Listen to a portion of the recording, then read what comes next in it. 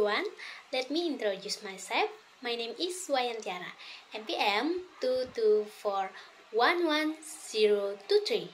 I'm from Management Class 22A. In this video, explain about receivable management. Come on the video until the end finish. Next, definition of receivable.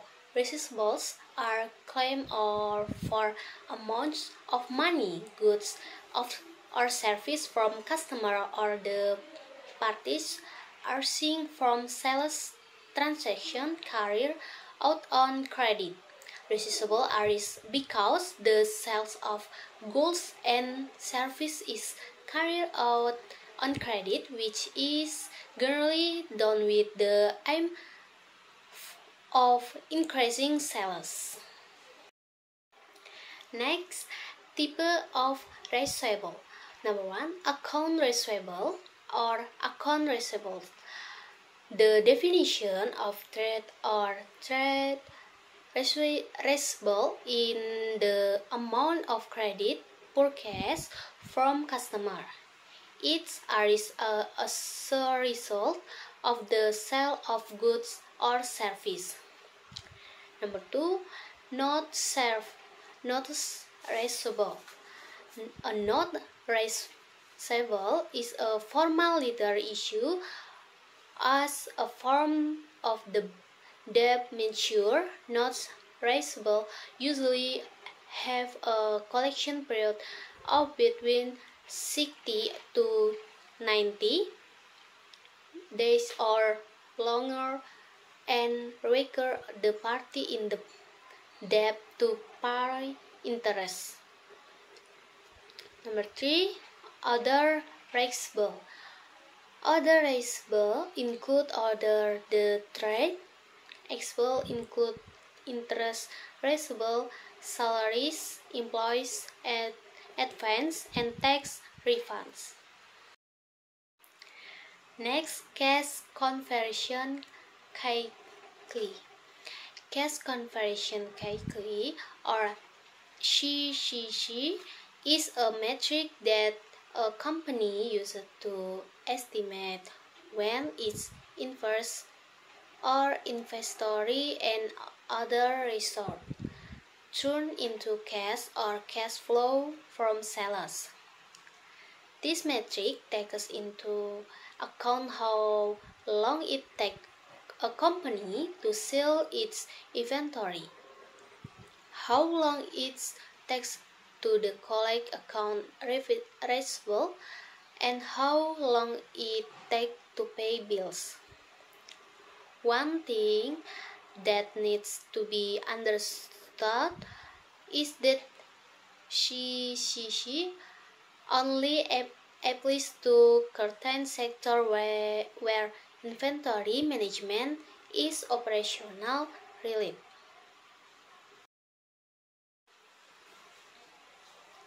Next, credit elements. Credit element number 1, trust. Credit is given based on the belief that the borrower will be able to repay the loan in accordance with the agreed agreement. Next, agreement. Credit is provided based on an agreement between the credit provider and the borrower regarding the loan amount, term, and interest to be paid. Next, term. Credit is given with a certain predetermined period of time. Next, risk.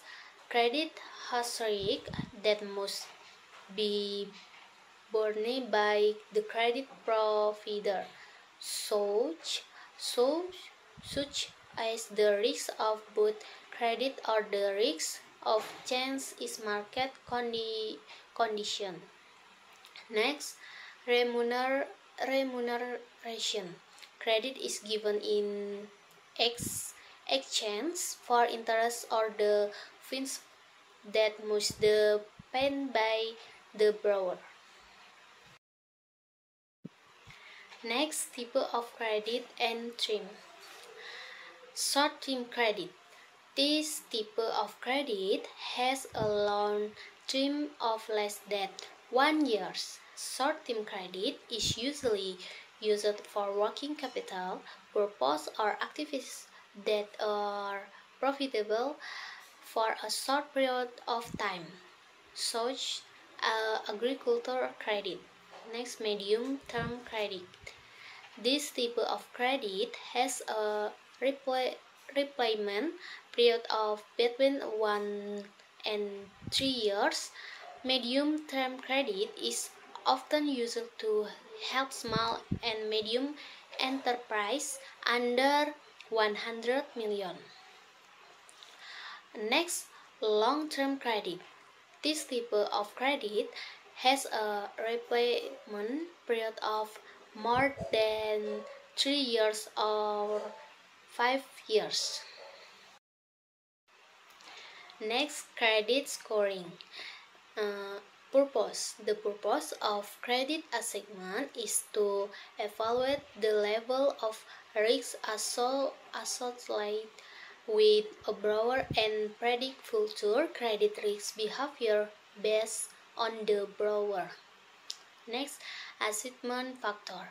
There are several factors that need to be considered in credit assessment, including legal, market and marketing, financial, technical or operational, management and socio-economy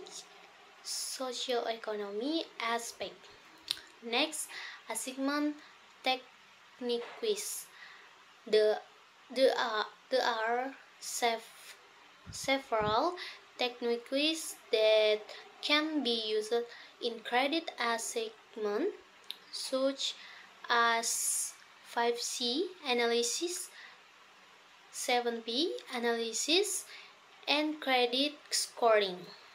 Next, credit assessment models.